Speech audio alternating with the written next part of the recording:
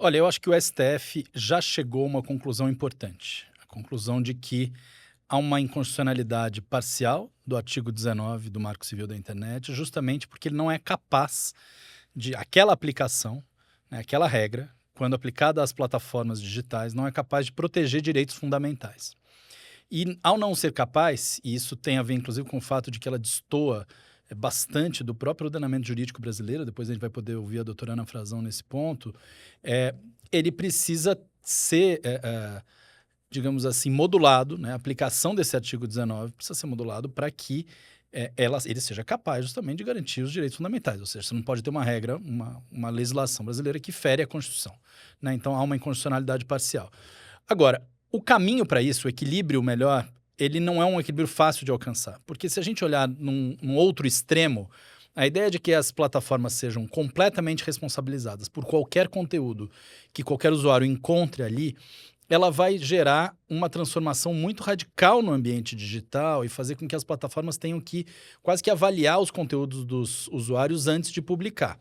Então, onde que está um meio do caminho razoável, um equilíbrio dessa história? Do nosso ponto de vista, justamente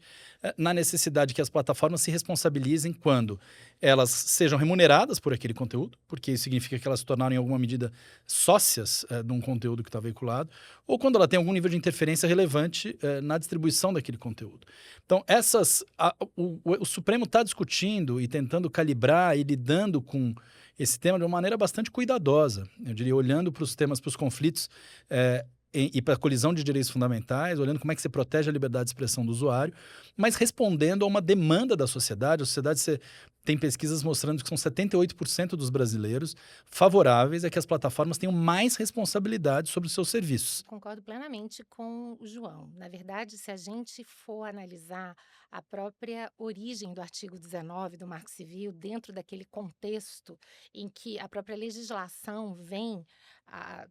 chega para o ordenamento brasileiro, a gente percebe claramente que naquele momento a ideia é de que essas plataformas eram agentes absolutamente neutros. Eu acho interessante até que muitas vezes a gente se referia a esse tipo de plataforma como um provedor de hospedagem. Ele simplesmente cria um espaço virtual que vai ser ocupado pelos usuários, e daí porque não faria sentido responsabilizá-lo diretamente pelo conteúdo dos usuários. Acontece que a gente começou a ver muito rapidamente que essa perspectiva da neutralidade das plataformas, ela não condiz com a realidade. Elas são grandes gestoras de informação. Elas selecionam, filtram, ranqueiam, elas são remuneradas em muitos casos pela divulgação de determinados conteúdos, e a partir daí a gente já percebe que a regra do artigo 19 não é mais compatível com todas essas funções. A rigor, ao meu ver, quando a gente pretende responsabilizar as plataformas pelos conteúdos que elas gerenciam, nós não estamos imputando a elas, propriamente, uma responsabilidade por conteúdo de terceiro,